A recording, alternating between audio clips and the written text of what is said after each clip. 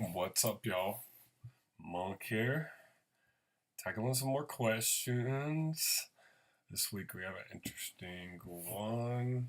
And again, be sure you want questions, you got topics you want covered.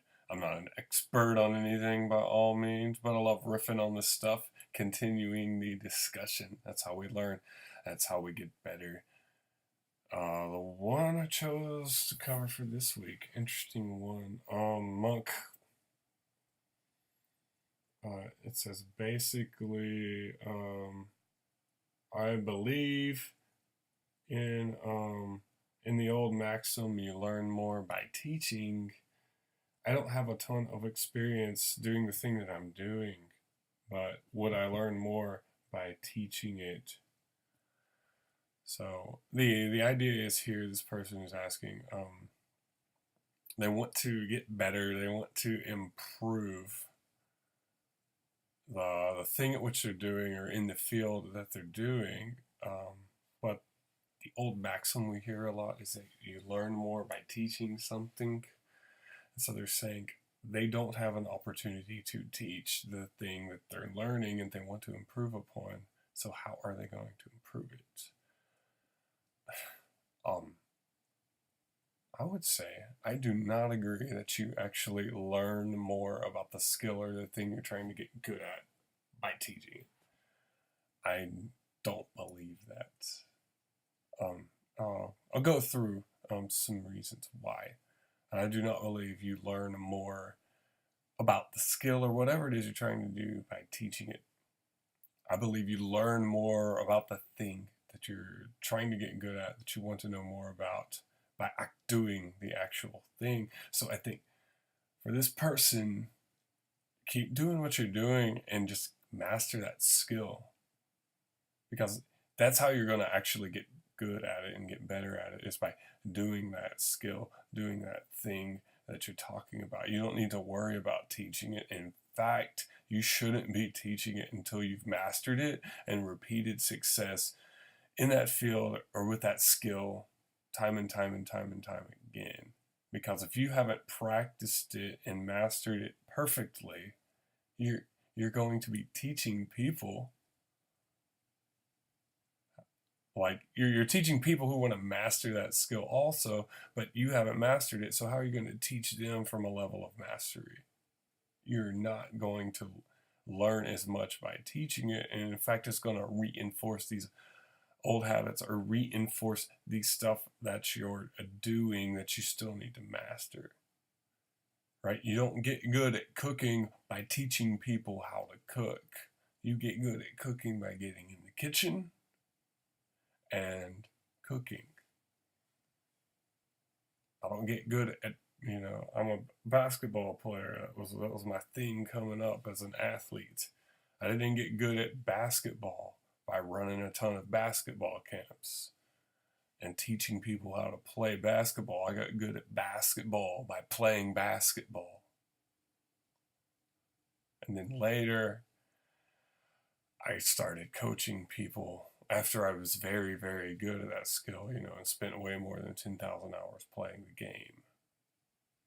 So master the skill first. I don't believe in this whole BS concept that you learn more by teaching. What you learn how to do when you're teaching is how to teach. You might learn a ton of information about the subject, but let's take it back to the basketball example.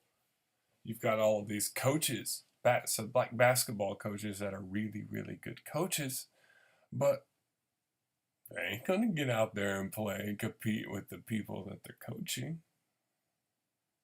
And a lot of that can have to do with age and all of these other things, but, excuse me. You have some of the best coaches in the world were mediocre players at best. They're not learning how to become better players by coaching, but they're learning how to become great coaches by coaching.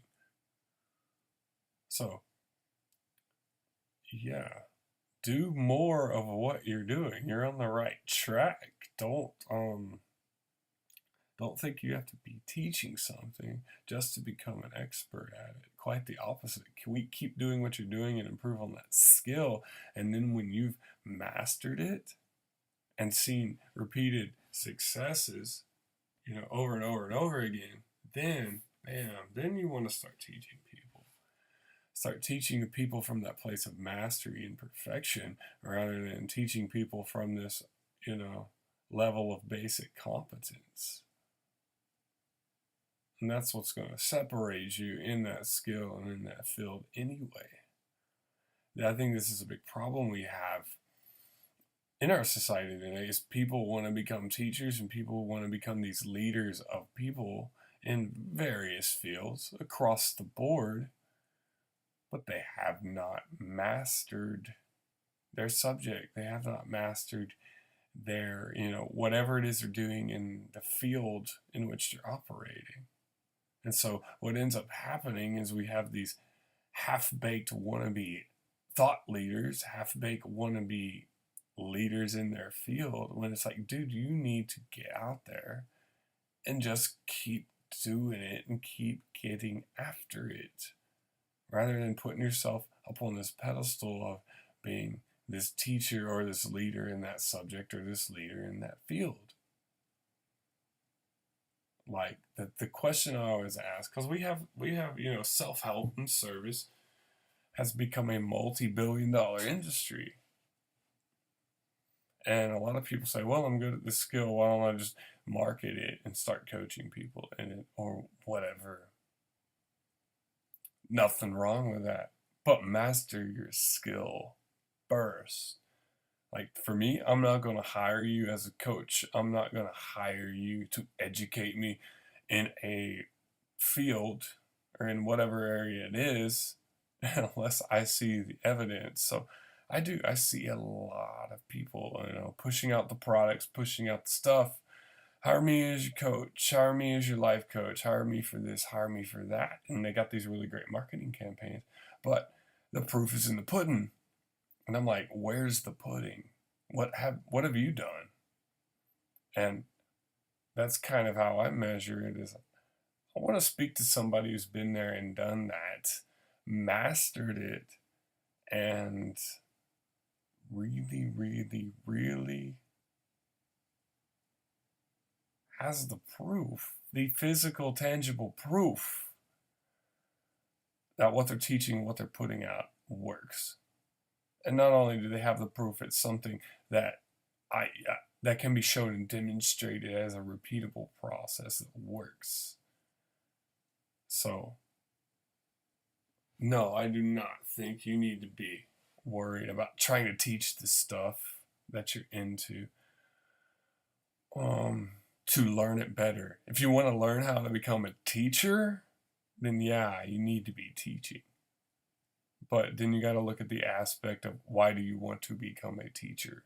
If that's what the goal is, you want to be a teacher, you want to be a thought leader, or you want to be, this person that's helping people, well, you got to look at the real reason behind that. And my 2 cents on that is it's got to be an act of service. You've got to get your ego out of the way. There can't be any ego involved in it. At that point, it has to be an act of service to your fellow men, to your fellow women, if you're going to come at the teaching angle that way. It can't be about you. The second you make it about you, you're ineffective and you're irrelevant as a teacher. In whatever field it is. It's got to be about that act of service, and it's got to be about the empowerment and the betterment of the people that you're serving. If it becomes about you just wanting to make yourself feel good because you feel like you're important and you have something to say, to be honest, you're not important, and what you have to say isn't that important. There are a ton of people out there spitting out the same things over and over and over again. What's going to distinguish you from the crowd is your heart behind it. It can't just be about a product. It can't be just about you making money. It has to be the act of service for the betterment of the people that you're serving, for the betterment of the world around you. So, and if you can't wake up and put on that mantle day in and day out, you don't need to be teaching, regardless of the field or the type of teaching that you're doing. So, no, I do not believe that you learn more about doing something through teaching it. You learn more about teaching by teaching, but the heart behind why you're teaching has to be that which I talked about. I think we have a real problem in our society with this aspect of wanting to be teachable. Like, look, if you want to teach, you have to learn how to be teachable first. You have to master your own learning process first. You master your own learning process, you'll master whatever skill. And then maybe you're ready to teach. I'm not sure. But a very interesting question. We could go down the rabbit hole with this a lot, but we reached the 10-minute threshold and then some. So it's Monk for this week. Love you guys. Send me more questions, comments, concerns, or topics of discussion. Awesome. Peace.